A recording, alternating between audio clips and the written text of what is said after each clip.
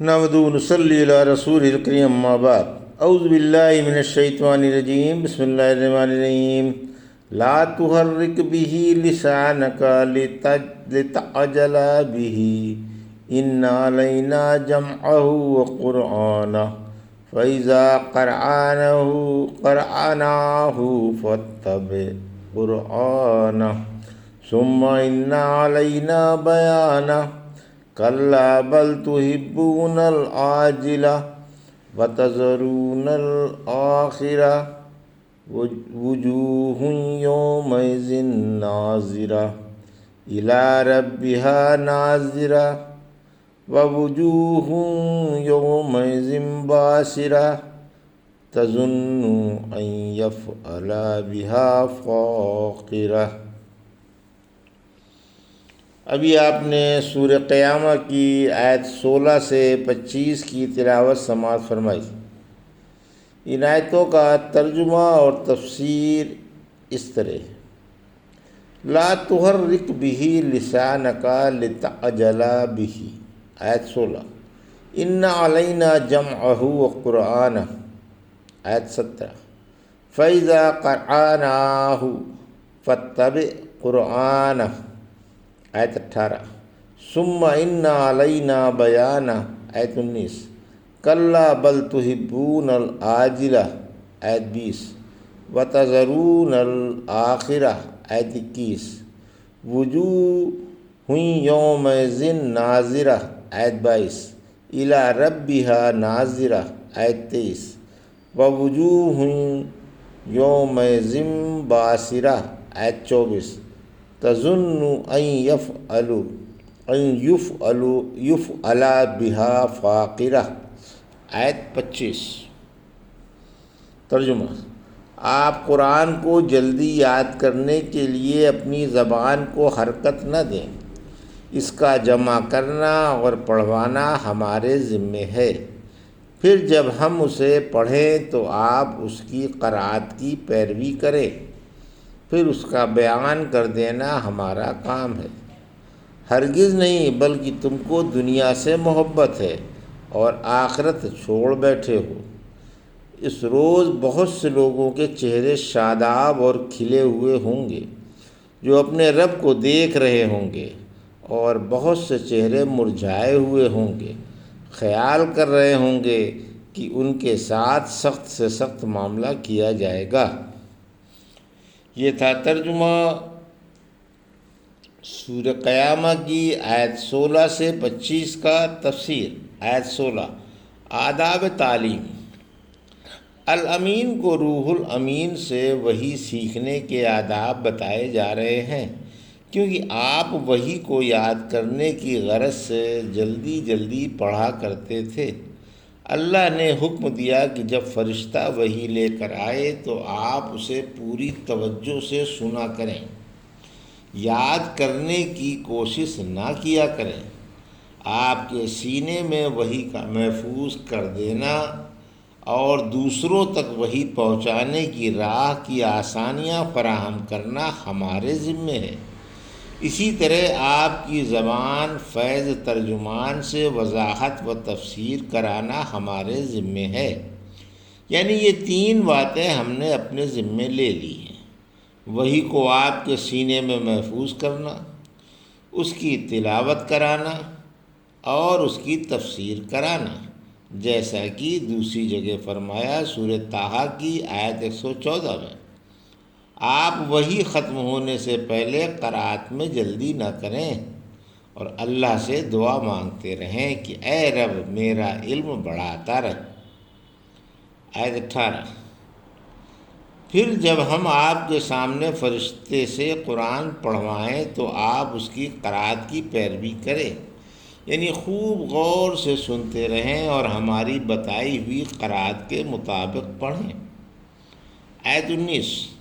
جب آپ وحی یاد کر لیں گے اور اس کی تلاوت کر لیں گے تو ہم اس کی تفسیر، اس کی وضاحت اور اس کے مطالب اپنی مراد کے مطابق آپ کو الہام کر دیں گے۔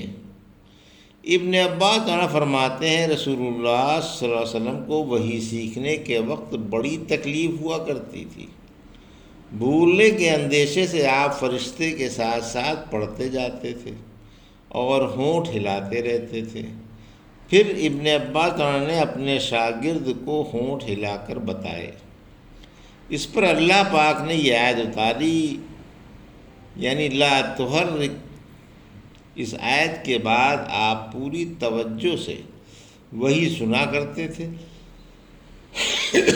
جب جبرائیل چلے جاتے تو پھر آپ اس کی تلاوت حضرت جبرائیل کے بتانے کے مطابق کر لیتے۔ آیت 20 اور 21۔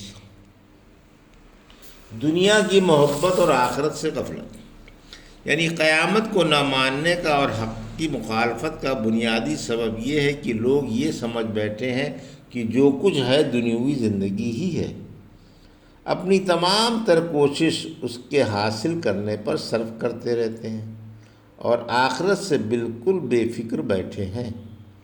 دنیا کے مزوں میں پھنس کر آخرت کو بھول گئے۔ تعجب ہے اس پردیسی پر جو کہیں ٹھہر کر اپنا دیس بھول جائے۔ آیت 22-23۔ دیدار باری، اللہ والوں کو اس روز دیدار باری نصیب ہوگا۔ مومن آمنے سامنے اللہ کو دیکھیں گے، ان کے چہرے مارے مسرت کے کھلے ہوئے شاداب اور درخشاں ہوں گے۔ رحمت عالم صلی اللہ علیہ وسلم نے فرمایا، بلا شبہ تم اپنے رب کو اپنے سامنے دیکھو گے۔ دیدار باری تعالیٰ صحیح حدیثوں اور متواتر سندوں سے محدثین کے نزدیک ثابت ہے، انکار کی گنجائش نہیں۔ مثلاً ایک حدیث میں ہے، صحابہ نے پوچھا، یا رسول اللہ صلی اللہ علیہ وسلم، کیا ہم قیامت کے دن اللہ کو دیکھیں گے؟ فرمایا، جب مطلع صاف ہو تو کیا سورج یا چاند کے دیکھنے میں تمہیں کوئی رکاوٹ ہوتی ہے؟ بولے نہیں۔ فرمایا، رب کو بھی اسی طرح دیکھو گے جس طرح آج بدر کو دیکھ رہے ہو۔ لہٰذا اگر تم سے ہو سکے کہ صبح اور عصر کی نماز سے نہ ہرائے جاؤ تو نہ ہارو، یعنی ان دونوں نمازوں میں کبھی سستی نہ کرو، تمہیں اللہ کا دیدار ہوگا۔ 2 جنتوں کے برتن اور سارا سامان سونے کا ہوگا اور 2 کا چاندی کا، اور جنت عدن میں دیدار باری کے اور اہل جنت کے درمیان کبریائی ہی کی چادر حائل ہوگی جو رخ باری پر ہوگی۔ اللہ جنت میں اہل جنت سے پوچھے گا، اب میں تمہیں مزید کیا دوں؟ کیا چاہتے ہو؟ عرض کریں گے، اے اللہ، کیا ہمیں سرخ رو نہیں کیا گیا اور جہنم سے نہیں بچایا گیا؟ سب کچھ حاصل ہے، اور کیا مانگیں؟ پھر اللہ پردہ اٹھا دے گا اور انہیں نعمت دیدار تمام نعمتوں سے پیاری معلوم ہوں گی۔ یہ ہے مزید نعمت۔ سورہ یونس کی آیت 26 میں فرمایا، پھر آپ نے للذین احسنوا سورہ یونس کی آیت 26 پڑھی، یعنی ارباب خلوص کے لیے جنت کے ساتھ مزید نعمت دیدار باری بھی ہے۔ اللہ قیامت کے میدان میں مومنوں کے سامنے مسکراتا ہوا تجلی فرمائے گا۔ معلوم ہوا کہ مومنوں کو اللہ کا دیدار جنت میں بھی ہوگا اور میدان محشر میں بھی۔ آیت 24-25۔ قیامت کے دن نافرمانوں کے منہ کالے ہوں گے، اس روز نافرمانوں کا رنگ فق ہو جائے گا۔ یہ مزدحا، اداس، مرجھائے ہوئے اور بے رونق ہوں گے۔ انہیں یقین ہوگا کہ ان پر ایک زبردست مصیبت آنے والی ہے جو ان کی کمر توڑ دے گی اور جوڑ جوڑ ہلا دے گی۔ برائی اور ہلاکت ان کے انتظار میں ہے اور یہ جہنم میں جھونکے جانے والے ہیں۔ سورہ آل عمران کی آیت 106 میں فرمایا، جس دن چہرے سفید ہوں گے اور سیاہ پڑ جائیں گے۔ سورہ عبسہ کی آیت 38 سے 42 میں فرمایا، اس دن بہت سے چہرے درخشاں ہوں گے جن پر مسکراہٹ اور مسرت جھلک رہی ہوگی، اور بہت سے چہرے کالے ہوں گے جو غبار سے اٹے ہوئے ہوں گے۔ یہ کافر و بدکار ہوں گے۔ سورہ غاشیہ کی آیت 2 سے 10۔ اس دن بہت سے چہرے ذلیل اور مصیبت کے مارے خستہ حال ہوں گے، جو بیکار عملوں کی تکلیفیں اٹھاتے رہتے تھے۔